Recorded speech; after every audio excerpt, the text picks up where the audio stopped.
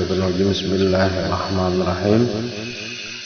Assalamualaikum warahmatullahi wabarakatuh. Alhamdulillahillazi qadara bani adama bil ilmi wal amali ala jami'il alami wassalatu wassalamu ala Muhammadin sayyidina Arabi wal azami ala alihi wa ashabihi ya nabiyil ulumi wal hikam.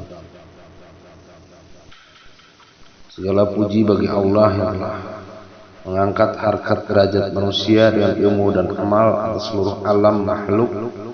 Salawat dan salam semoga terlimpah atas Nabi Muhammad Sallallahu Alaihi Wasallam, pemimpin seluruh umat manusia, Arab dan Azam atau non Arab, dan semoga pula tercurah atas keluarga dan para sahabatnya yang menjadi sumber ilmu dan hikmah.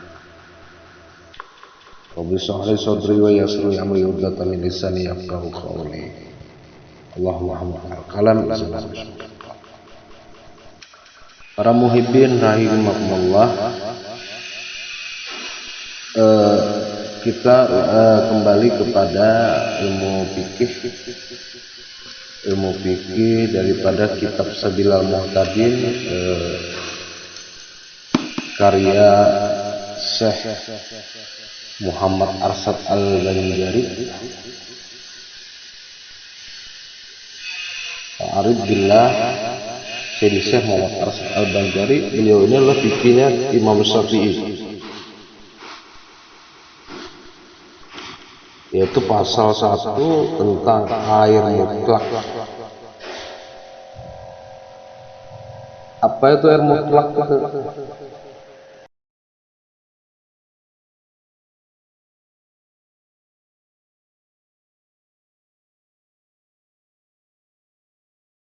Dan tidak sah mengangkat hadas dan menghilangkan najis, dan yang semakna dengan mengangkat hadas dan menghilangkan najis melainkan dengan air mutlak, yakni dengan air murni, ialah zat cair yang dinamakan air yang tidak bercampur, seperti air hujan, air embun, air laut, air sungai, air telaga, air sumur. Air telaga itu air danau, air sumur sekalipun air tadi berubah warnanya, umpamanya merah atau hitam, namun ia masih dinamakan air mutlak sekalipun air tadi berubah warna dengan warna yang disebut.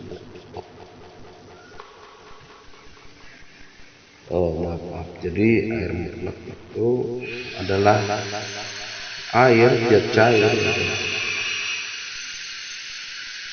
Karena segala perubahan warna hanya sementara, karena itu masih dapat dikatakan air yang tidak berubah.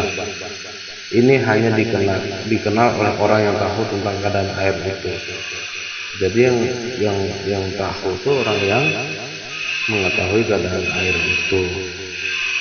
Demikian juga air yang keluar dari jari-jari Rasulullah SAW yang lebih baik dari air biasa, juga uap air yang suci yang direbus. Nah, itu mukjizat Nabi Muhammad SAW, keluar air di jari-jari beliau. Air yang keluar dari perut ulat air, karena ulat air itu bukan termasuk binatang, sekalipun serupa dengan binatang. Demikianlah yang diterangkan dalam kitab Fathul Jawad.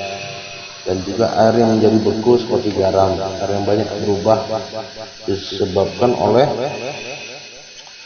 sesuatu yang tidak merusaknya, seperti bercampur dengan lumpur, kembang, atau berdampingan dengan sesuatu yang suci. Maka semua itu dinamakan air yang mutlak. Ketahuilah, tidak sah berwudu yang fardu, mandi wajib, mandi sunat, menghilangkan najis dengan benda cair seperti cuka, tidak boleh, atau benda beku lainnya seperti tanah dalam bertayamum.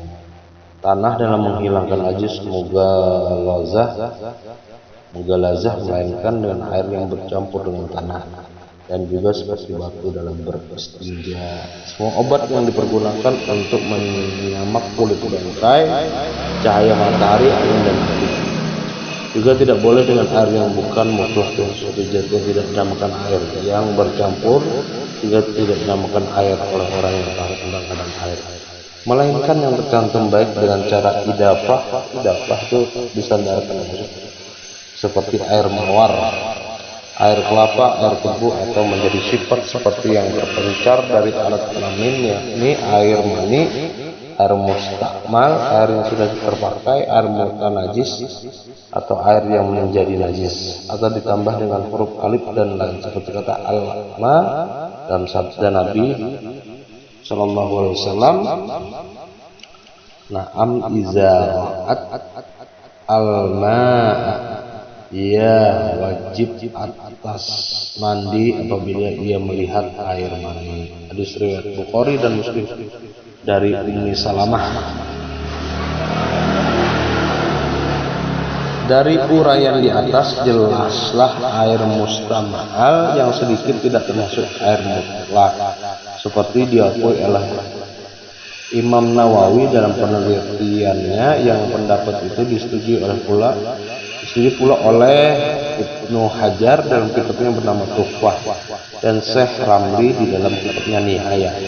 Demikian pula airnya sedikit yang karena najis tidak termasuk air mutlak seperti yang telah disetujui oleh kedua ulama di atas, karena orang yang tahu tentang keadaan air yang mustamahal dan air mutanajis tidak menambahkannya air, mungkin menambahkan air mustamahal atau mutanajis. Jadi air mustamahal itu apa tadi? Air yang sudah dipakai itu air mustamahal. Kalau air mutanajis itu air yang kena najis, begitu. Adapun dalil Al-Quran yang menerangkan bahwa air adalah alat dalam mengangkat hadas dan menyuruh mempergunakan tanah dikala tidak ditemukan air di dalamnya, di dalam firman-Nya yang berbunyi a'udzubillahi minasyaitonir rajim, bismillahirrahmanirrahim, walam tajidu ma'an fatayammamu,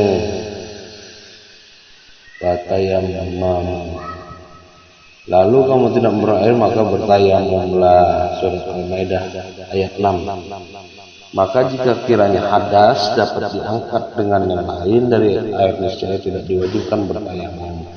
Dan dalil menghilangkan najis dengan air karena Rasulullah menyuruh membasuh air kencing Zil Kuwaisarah Al-Tamimi di kala kencing dalam masjid. Beliau bersabda, sabu alaihi jannuban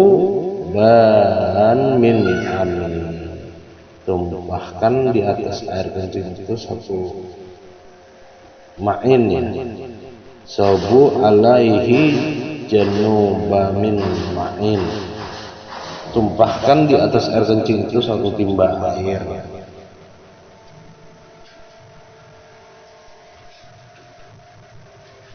Wajib membasuh air kencing dengan air sesuai dengan perintah Nabi SAW.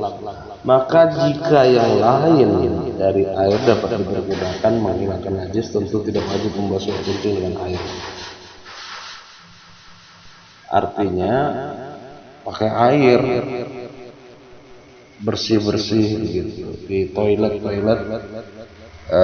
masjid atau WC masjid dengan betul-betul membersihkannya agar tidak kena najis. Para ulama berbeda pendapat tentang sebab diperintahkan mengangkat hadas dan menghilangkan najis dengan mempergunakan air, tidak boleh dengan yang lain. Imam Haramain mengatakan yang demikian itu adalah amrun ta'akuli, yang sesuatu yang dapat dipikirkan masuk, karena air adalah zirim atau molekul yang halus yang tidak terdapat pada benda yang lain, karena halusnya dapat dipergunakan untuk mengangkat hadas dan menghilangkan najis. Benda yang lain tidak dapat dikiaskan dengan air. Tentang kedua pendapat di atas, maka Syekh Ramli dalam kitabnya yang bernama Nihayah tidak memperkuat salah satu dari dua pendapat di atas. Namun oleh Ibnu Hajar dalam kitabnya yang bernama Syarah Ibad memperkuat pendapat kedua. Hadas menurut bahasa dapat diartikan al-sya'un hadis, sesuatu yang baru. Dan kata hadas menurut syara ada mempunyai 3 arti. Syara itu maksudnya hukum syariat. Ada yang mempunyai 3 arti yang akan diterangkan dalam babul ahdas, yang diantaranya annahu amrun tiba riyu yaqumu bil doi yamna'u sihata nahwil sholati aisyulamurahas. Hadas itu suatu yang dianggap ada oleh syara, yang adanya di anggota badan, lagi mencegah akan sahnya umpamanya sholat yang sekiranya tidak ada yang meringankannya. Hadis yang dimaksud di sini tidak terangkat melainkan dengan air, baik hadas asgor, hadas kecil, yaitu yang lebih kecil seperti membatalkan wudhu dan tepat pada seluruh anggota wudhu, atau hadas mutawasit, yaitu hadas pertengahan yang mewajibkan mandi seperti karena bersergama dan keluar mani, atau karena mimpi tadi kan keluar mani, atau hadas akbar, yaitu hadas besar yang mewajibkan mandi seperti haid dan nifas atau melahirkan. Dan tempat hadas mutawasit dan hadas akbar itu pada seluruh tubuh. Ali Ramilsi berkata, dinamakan yang membatalkan wudhu itu hadas asghar karena sedikit hal-hal yang diharamkan kalau dibandingkan dengan yang diharamkan dalam janabat dan haid. Janabat itu bersenggama atau bersetubuh, haid itu yamen. Dinamai hadas yang disebabkan oleh haid itu hadas akbar karena banyak hal-hal yang diharamkan kalau dibandingkan dengan yang lain. Dan dinamai hadas yang disebabkan janabat itu hadas mutawasit karena hal yang diharamkan lebih banyak kalau dibanding dengan yang diharamkan. Najis menurut bahasa yaitu kotor, dan menurut istilah syara ialah musta'zaru yamna'u sihata nahwa sholati haitsulamurahas, kotoran yang mencegah sah seperti sholat sekira tidak ada yang dapat meringankannya.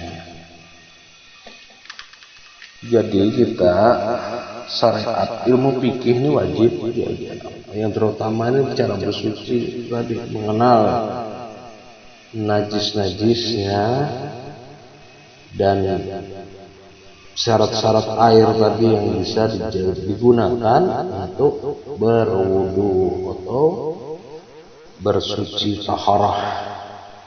Air mutlak itu mempunyai 3 sifat. Satu, takmun, rasa. Yang kedua, launun, warna. Dan yang ketiga, rihun, bau. Dan kalau dikatakan air itu berubah, maka dimaksudkan ialah berubah sifatnya, yakni rasa, warna, atau bau.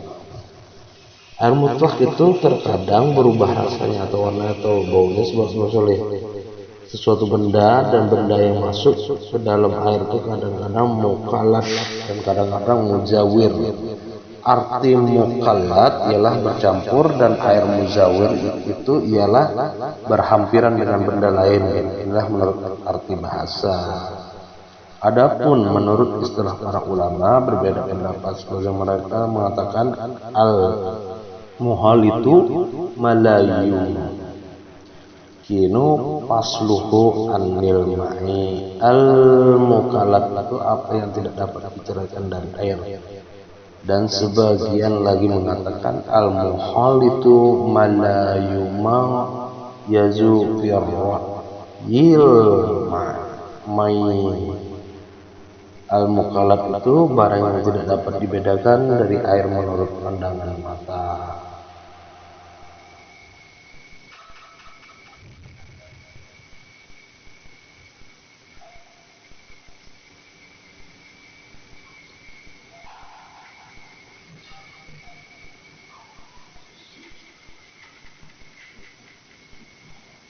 Mungkin untuk pasal pertama itu dulu. Mudah-mudahan kita selalu menjalankan